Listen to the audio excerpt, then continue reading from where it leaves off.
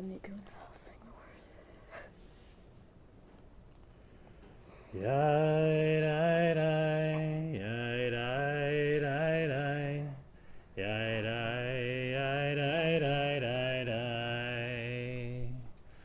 yai dai dai, yai dai dai dai, yai dai dai, yai dai dai dai, yai dai dai, yai dai, yai dai, yai dai, yai dai dai dai dai,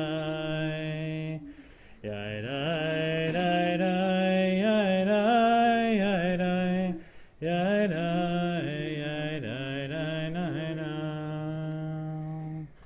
B'Shem Hashem Elohei Yisrael. B'Shem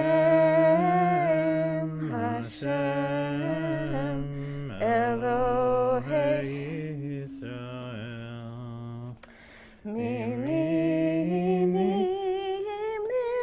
Michael Umismoli Gavriel Umifanayi Uriel Umeacharai Raphael Ve'al Roshi Shechina Hatel.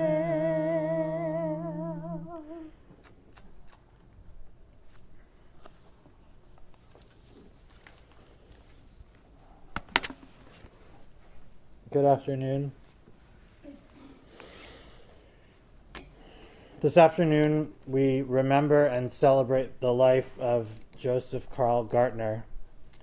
With family, with friends here in this room and also online, we join our hearts together to provide comfort and strength to Joseph's family in this difficult time. We begin our service with the recitation of poetry and a selection of various psalms. In doing so, we create a container for our grief here this afternoon, and also link the experience with the millennia-old tradition of the people Israel and the eternity of God. Adonai oz la'amo yitain, Adonai yivarech et amo v'shalom. From the mystery flows strength, from the mystery flows peace. We'll begin with Wordsworth. And when the stream that overflows has passed, a consciousness remains upon the silent shore of memory. Images and precious thoughts that shall not be and cannot be destroyed. A sacred pilgrimage. Birth is a beginning and death a destination, and life is a journey from childhood to maturity and youth to age, from innocence to awareness and ignorance to knowing, from foolishness to discretion and then perhaps to wisdom, from weakness to strength or strength to weakness and often back again, from health to sickness and back we pray to health again, from offense to forgiveness, from loneliness to love, from joy to gratitude, from pain to compassion, and grief to understanding, from fear to faith, from defeat to defeat to defeat, until looking backward or ahead, we see that victory lies not at some high place along the way, but in having made the journey stage by stage. A sacred pilgrimage, birth is a beginning and death a destination, and life is a journey, a sacred pilgrimage to life everlasting. Psalm 19. Hashamayim misparim kevod el aseh yadav magid harakia. Yom liyom yabia omer v'layla l'layla yechaved da'at. Ein omer ve'ein dvarim b'li nishma kolam. The heavens declare the glory of God. The firmament tells of God's works. Day after day utters speech. night after night declares knowledge. There is no speech, there are no words, not a sound is heard.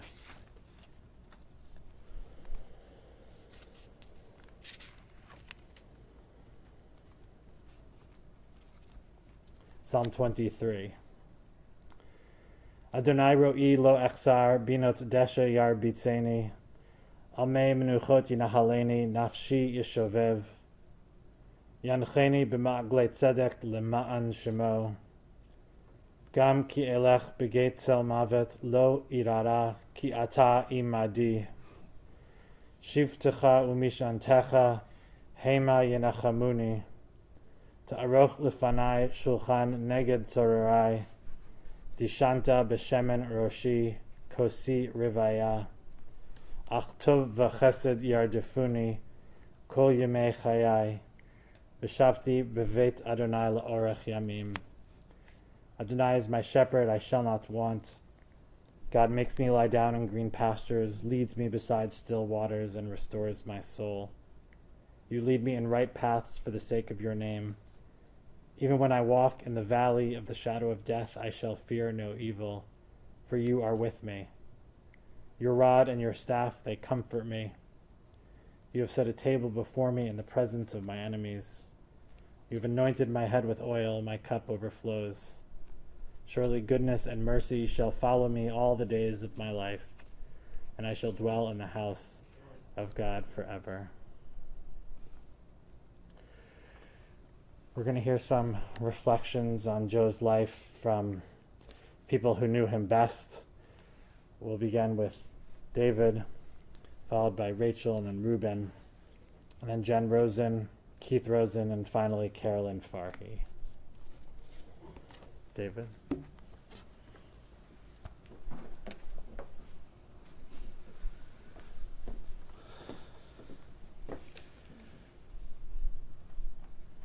Thanks for being here, first of all. This is not an easy time to be traveling, to be in groups, but you came and it means everything. There's a lot of... Joe was a wonderful guy in a lot of ways, and I could go on for longer than we have talking about that, but I wanted to focus on just one, kind of like one of the deepest attributes of him, which was generosity. And I'm not talking about material goods, though he certainly was generous in that domain, but he was so giving in every other way. He was very generous with his laughter. He brought it to so many situations, and he would laugh raucously and loud. He was generous with his warmth, that if you were to leave him alone in a room for 10 seconds, you get back and he made friends with everybody in that room. And you could be his friend in that amount of time because he just brought himself so plainly, no illusions, no pretense. He just was who he was, and you knew him fast. And you loved him fast. He also probably had, if any of those people in the room were single, he had probably already figured out who he could set them up with. He was quite giving when it came to matchmaking, which I know has secured him a good place now. He was generous with his stories. He loved to tell stories. In fact, he was so generous, I think some of his favorite stories, he probably shared them with me about 25, 30 times. He was very generous when it came to his praise of the people he loved. You know, if shepping nachas was an Olympic sport, he would have been the Michael Phelps. He always made sure that everybody he loved knew that he loved them. How proud he was to be Joan's husband, to be Rachel's father, to be Reuben's grandfather, to know all of you. He was a man who was generous with love. And what more important thing is there than that? And I'll just say one last thing, which is he and Joan together raised Rachel Gartner, who's the greatest person I've ever known.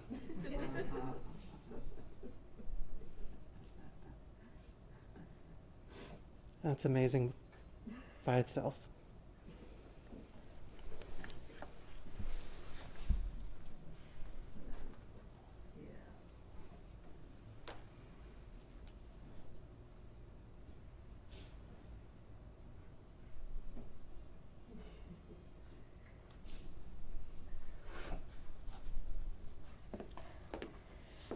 I told Reuben there's nobody has perfect words for feelings, right? We kind of circle around, except maybe David. I'm not going to say a lot. Just a couple things. He'd be so happy you were here and you were here. He'd be so happy. It was like he was at his 90th birthday party when we were together, either with people emailing things or together in person. He really got to hear everything from everybody when he totally understood it. You know, it was like a really huge blessing that we had that party. Mom, that was your idea.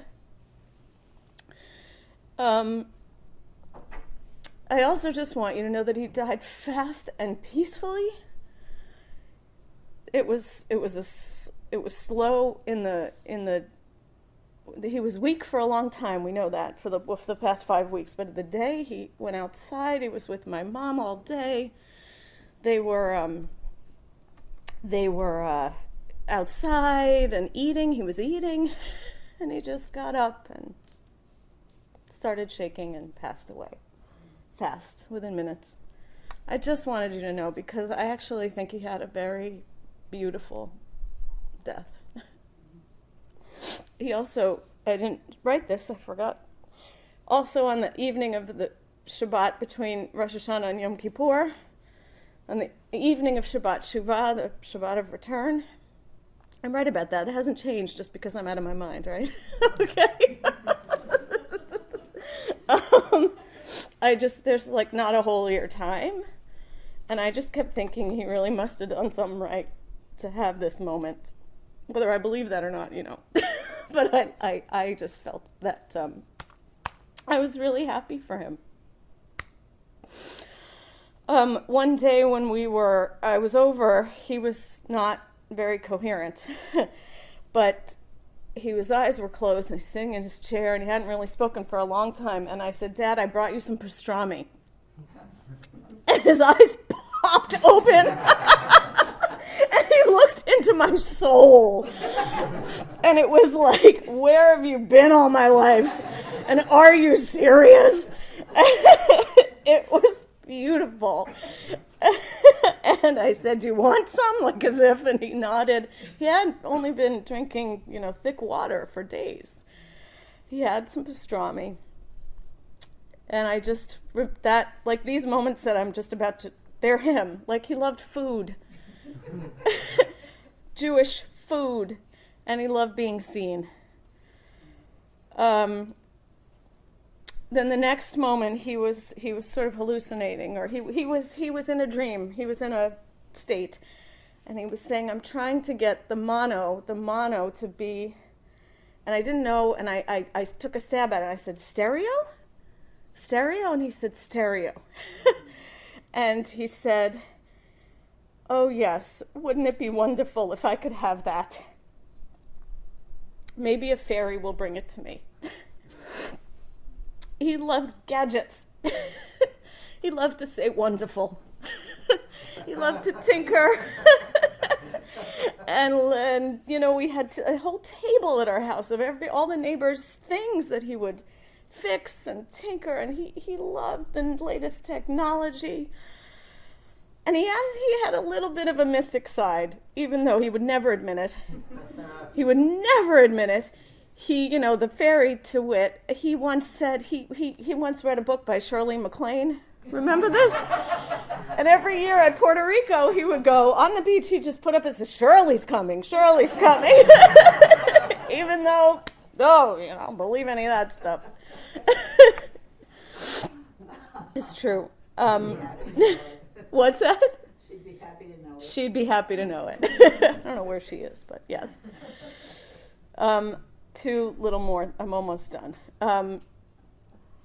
At one point, when he was also not really having a good day, I was leaving, and he just started whispering. He said, "Be a good girl, eat your supper, wash your toes." And it was just always a daddy, Like, be a good girl. It was like last week. Couple more. I mentioned Reuben that same day.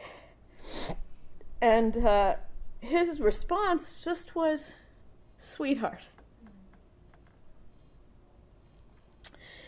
And that was him too. Always just loving and direct about it. And he took David in as his son, and Adam and Keith and Andrew Gish. I just wanted to mention them. Burton's kids. And our neighbor across the street. He was like a surrogate father to Andrew. Okay. I said it was going to be so little. I'm so close. Okay. At one point he said to me in all of this, 90s is good. It's a good old age. Take care of your mom. And I outlived my parents. And I said, "Dad, you've said that a lot. What does that mean to you?" And he said, in so many words, "The chicken soup worked." That's what it meant. He actually said the chicken soup was good, but he meant the chicken soup worked.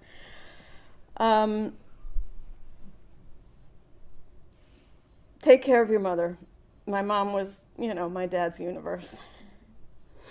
And he loved celebrating her every move. And he loved seeing you happy. More than anything else. He was Naomi's greatest champion. He learned every single thing he could about what went on with her. And books and reading and research and trying and medications. He was her champion. So Dad, D, when I was born, he wrote a sign that said, "Welcome home, Joan and Rachel love D-A-D-Y." He could not spell, but for up until my last sermon, he's like, "Can I help you with the spelling?" Dad, I'll miss the smell of your hair. The tonic. The Old Spice of your aftershave. I'll miss the way you smell in your pajamas. I'll miss the way you looked at me with eyes glowing and beaming over the tiniest little accomplishment of anyone we knew. I'll miss the way you smack the table and laugh and laugh and laugh.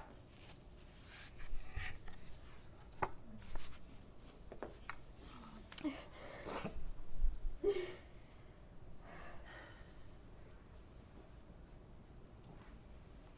you want me room?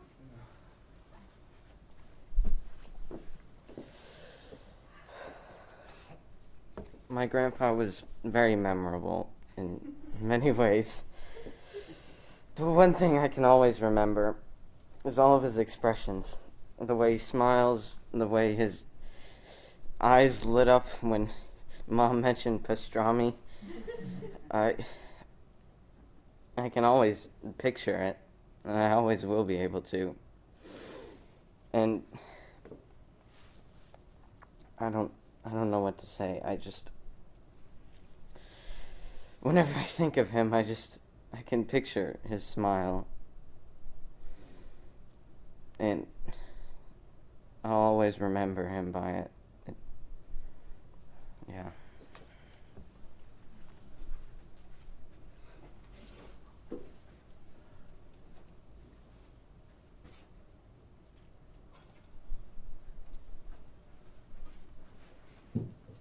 Jennifer Rosen.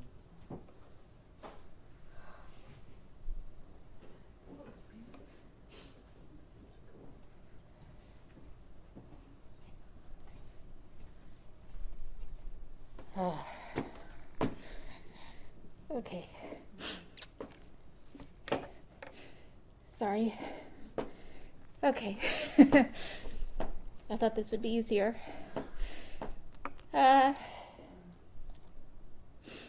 So my Uncle Joe was awesome. There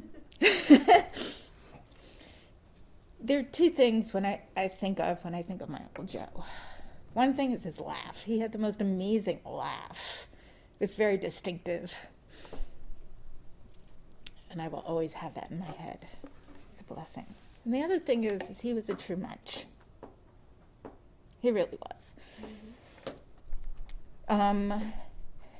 You know, you have a certain relationship with a person when you are a child, but you have another relationship with them when you're an adult. Can you speak up, Jen? Oh, yes, I'm sorry.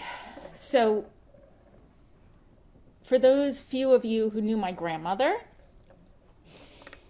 she was an interesting individual, and not always the easiest person to get along with. However, Joe stuck by, and he stepped up when my mom needed him to be there for my grandmother. And that is something I watched in amazement. And that just showed what a good person and the generosity that David spoke to. He just was a good person and something that we should all live up to. Just he did it quietly without question. Nobody asked him to do anything. He just stood up. And so I think we can all just take that and hope to live and be that kind of person. So I love you, Uncle Joe. Thank you,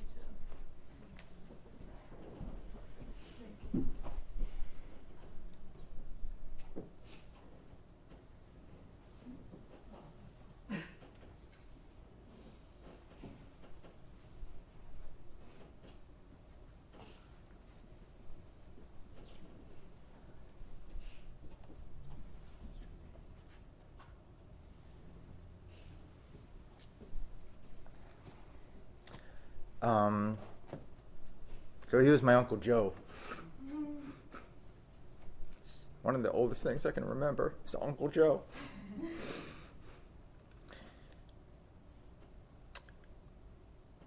He wasn't really in my orbit when I was a little kid. I was way too fast and all over the place. It took me until I grew up and him calling me over at family gatherings. Keith, come here. And I learned how to sit and talk and be patient. And maybe there are some awkward pauses. And he taught me how to just sit with it and just sit with him. And it's the thing that I really, when I think about Uncle Joe, he was endlessly interested in me and endlessly just, what's the word? I had it. He really, really was pulling for me at all times, and it always felt that way. And I'm going to miss him so much. I'm just going to miss my Uncle Joe. So sorry, guys. Thanks.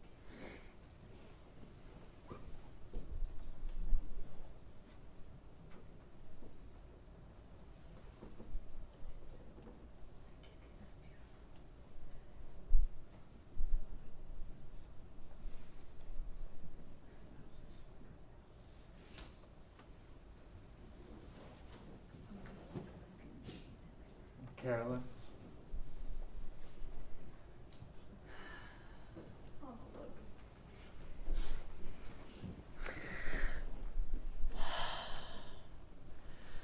Look at all the beautiful people. It's so nice to see everybody.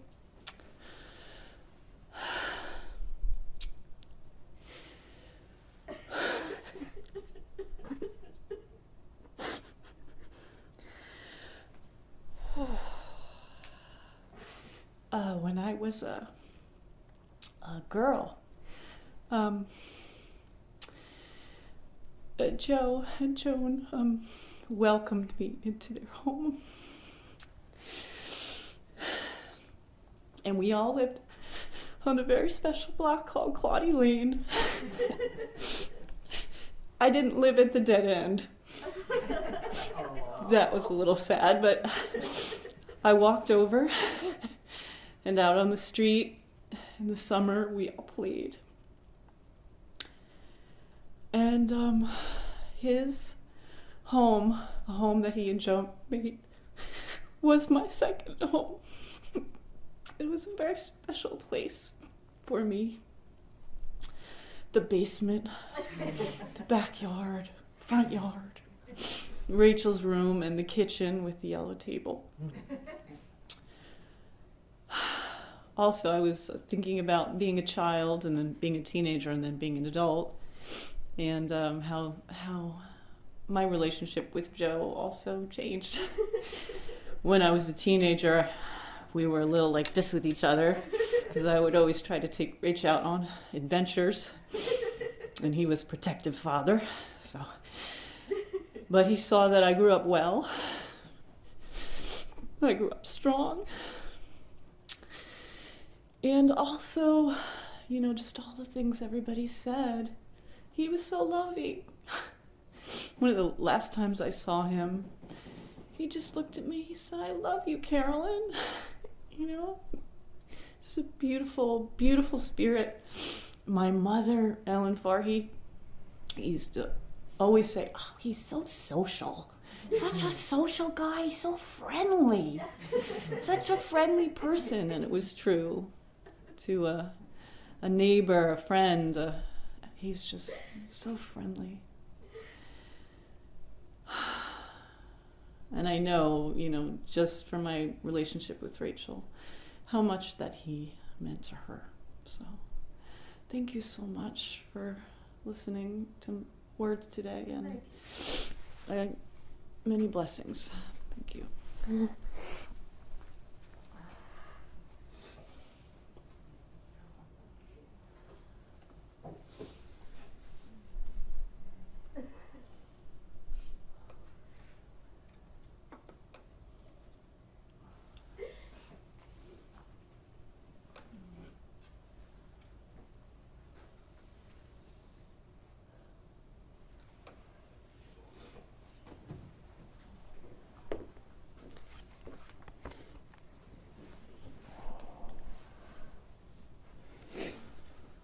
What are we that God is mindful of us? We are like a breath. Our days are like a passing shadow. We come and go like grass. But even as we do, we try as best we can to live a life of meaning, a life of purpose. What makes a life of meaning? What gives it purpose? As I listened yesterday to Joan and Rachel speak about their beloved husband, father, I feel like they answered these questions for us in sharing about Joe's life. What makes a life of meaning? What gives us purpose? Joseph Carl Gartner was the only son of William and Dorothy. In his childhood, he lived in a crowded, lively apartment in Brooklyn, New York, with not only his parents, but his grandmother as well as his mother's uncle, maybe more. Joe appreciated this style of living. It was family. It was life. And clearly it's the way he continued to live. Joe loved his parents and was a good son to them until their end. Before his father passed, Joe took him in. And for his mother, who had Alzheimer's and lived elsewhere, he visited her regularly. Joe studied engineering at Brooklyn Polytech and then Arizona State. With his degree, he gained a job at Sperry, an American equipment and electronics company whose office building was smack in the middle of downtown Brooklyn.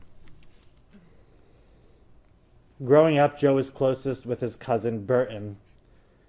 They were the type of cousins who'd attach tin cans with a piece of string and talk to each other window to window. In their early adult life, the two even ran an experimental Jewish matchmaking service that included trips to Puerto Rico. You should find out more about that later. But it wasn't through trying to set other people up that Joe met his future wife, though it was through another kind of matchmaking. Joe met his beloved Joan by way of a list that was given to him, a list that had 3 girls' names on it. I think what was common about all the women's names was that they were all short. Is that right? Yes. As Joan told the story, her name was last on the list, but one day Joe showed up at her doorstep, knocked, and that was 53 years ago. Their courtship lasted 5 months. If Joe were here now, he might tell you that he married her for her gorgeous red hair and for the fact that she had a subscription to the opera, though I assume there's much more to that story. Joan and Joe built a life for themselves in Great Neck and eventually New Hyde Park. They took joy in their 2 daughters, Rachel and Naomi. They built a home full of life and love around a big yellow kitchen table. And on their dining room table, as Rachel spoke about, well, that table was filled with other people's broken things. Yes, the whole neighborhood knew to come to Joe to fix things. He loved to tinker. And so it was that their dining room table became a collecting place for Joe's projects. He was an amateur photographer as well. He liked to travel and listen to music, but his hobbies didn't define him. Rachel, you said it wasn't these things, the sports, the politics, concerts, the opera. But it's always like if you were talking to Joe, he'd be talking about how wonderful people are. And this is what defined him. Joe was a people person. He went to synagogue, Joan said, for the schmooze. Because he loved people and he saw the good in people. I can't say that I know this firsthand, but I know one of Joe's daughters. So when she told me how her dad had such a deep appreciation for people, their every little accomplishment and anyone he knew, that vibe felt familiar. The rabbis taught, Hevei dan et kol ha'adam l'chaf zachut, judge people favorably. And this seems to be how Joe lived his life. You talk to him and share something special about your life, and he'd laugh and slap his leg, and he'd say, wonderful. This line of poetry stood out to me from John O'Donohue. Whatever you enfolded in your gaze quickened in the joy of its being. You placed smiles like flowers on the altar of the heart. Whatever you enfolded in your gaze quickened in the joy of its being. The joy of being. This joy of being. I imagine that each of the people in this room and the people joining us online have felt this joy of being from Joe at some point or another. That this joy and love was extended to you. But I also know that it was extended most graciously to Joe's wife, Joan. It was extended to his daughter, Naomi, for whom he was her biggest advocate. This joy and love was extended to his daughter, Rachel, to whom he once said, quote, "What you say as a rabbi might be true or not true. I might believe it or not, but it's a good way to live a life." To David, his son-in-law, who he called son. And of course, this joy and love was extended to his grandson, Reuben. I asked Rachel yesterday, what was their relationship like? She said, mostly Joe or Grandpa would just fell.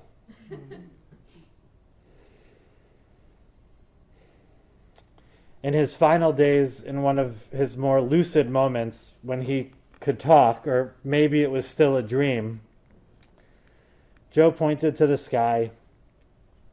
He said he saw people in white, and he made a motion with his hand. "Naomi's trying to give me a kiss," he said. And I think she was, and is. And so are we, sending sweet kisses to Joseph Karl Gartner, Josef ben Devorah Vivolf. What makes a life meaningful? What gives us purpose? The answer was in how Joe lived. Yehi zichrono livracha, may his memory be for a blessing and for an inspiration to all of us.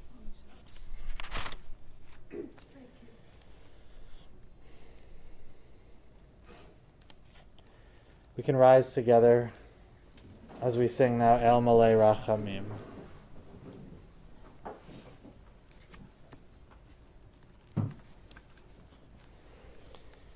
El Malei Rachamim, Shochen Bamramim, Hamsei Menucha Nechona, Tachat Kanfei Hashchina, Im Kedoshim et Horim, Kezohar Harakia Mazhirim,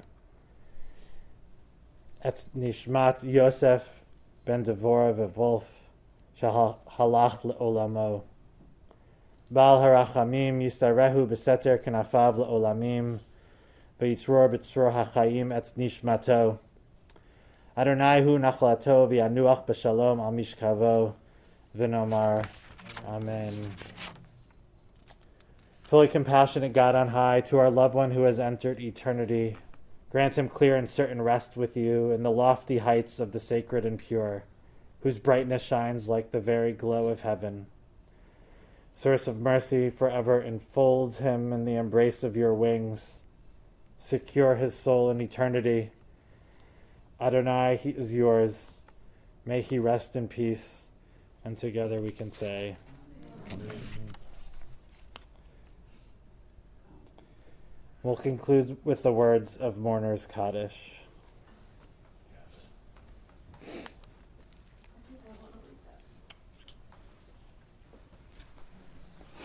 Thanks. Yeah. I'm supposed to, right? Yitgadal v'yitkadash shmei Rabbah. Be'oma divrach yirtei v'yamlich malchutei. B'chayechon u'v'yomechon u'v'chayei zechol Beit Yisrael. B'agala u'v'zman kariv v'yimru. Amen. Amen. Yehei shmei Rabbah mevarach le'olam u'l'olmei l'maya. Yitbarach v'yitpa'ar v'yitrumam v'yitnaseh. V'yitadar, v'yitaleh, v'yitalal, shemei dekudashah b'richu. Le'elah min kol berachata v'shirata. Tushbachata v'nechemata. Da'amiran be'alma v'imru. Amen. Yehei shlama rabba min shemaya. V'chayim aleinu, ve'al kol Yisrael, ve'al kol yoshvei tevel, v'imru. Amen. Oseh shalom v'imromav. Yaseh shalom. Aleinu v'al kol Yisrael, v'al kol yoshvei tevel, v'imru. Amen.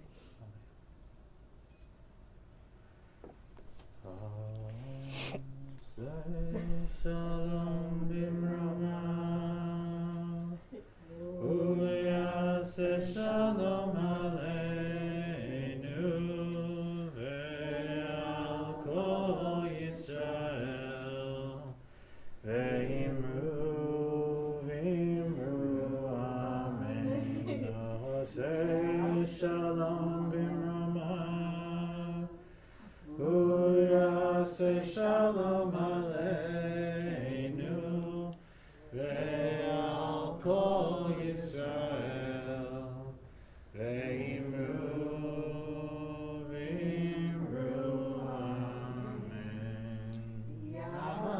Shalom, Yaseh Shalom, Shalom Aleinu ve'al kol Yisrael, Yaseh Shalom, Yaseh Shalom, Shalom Aleinu ve'al kol Yisrael, Yaseh Shalom, Yaseh Shalom, Shalom Aleinu ve'al kol Yisrael, Yaseh Shalom, Yaseh Shalom, Shalom Aleinu ve'al kol Yisrael. May Joe's memory be for a blessing. The family will be observing Shiva with services tonight, tomorrow, Tuesday, all on Zoom. And 7 o'clock. And the link is somewhere. David can share it. I can share it as well. I want to thank Rabbi Braha from Temple Micah, Rabbi Zemel, he's here from Temple Micah, and Mrs. Rabbi Zemel. Louise, I know, Louise. I'm trying to make it even higher. Yeah. Dr. Rabbi. Dr. Rabbi, thank you. Temple Micah was, my parents went a few times and had Reuben's bar mitzvah there. Yes. And we'll be going for Yom Kippur morning, where Reuben will chant Torah most likely. So I just want to thank you. It's more than we could have ever have asked. And we're going to try to actually keep the hugging to a minimum because, we're in a vulnerable moment. So we're going to hug like this ourselves. Okay, thank you. Hashem, Elohim Yisrael, B'Shem